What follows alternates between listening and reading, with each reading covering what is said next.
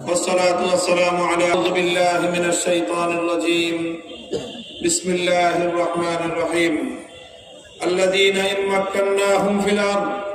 أقاموا الصلاة وآتوا الزكاة وأمروا بالمعروف ونهوا عن المنكر ولله عاقبة الأمور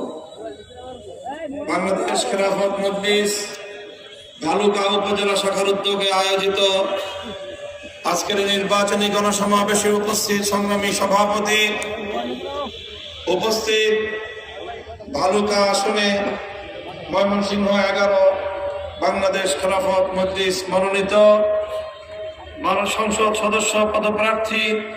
হাফেজ মোহাম্মদ মামুনুর রশিদ, উপস্থিত বাংলাদেশ খেলাফত মজলিসের কেন্দ্রীয়, জেলা ও উপজেলা পর্যায়ের দায়িত্বশীল সর্বস্তরের নেতাকর্মী ও সংগ্রামী ভালুকাবাসী, আমি সর্বপ্রথম মহান আল্লাহ পাক রব্বুল আলামিনের দরবারে শুকরগুজারি আদায় করছি, যিনি আজকে বাংলাদেশকে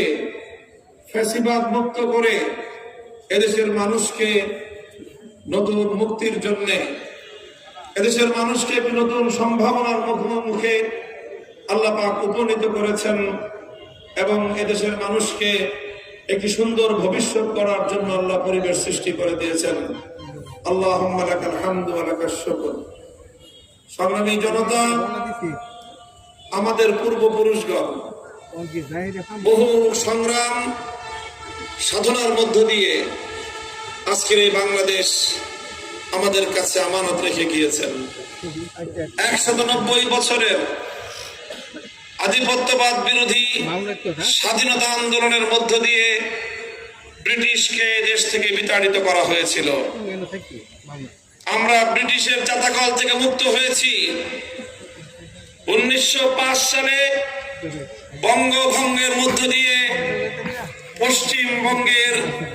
দাদাবাবুদের আধিপত্যবাদ থেকে এই দেশকে মুক্ত করার চেষ্টা করা হয়েছিল, কিন্তু সাম্প্রদায়িক উগ্রবাদীদের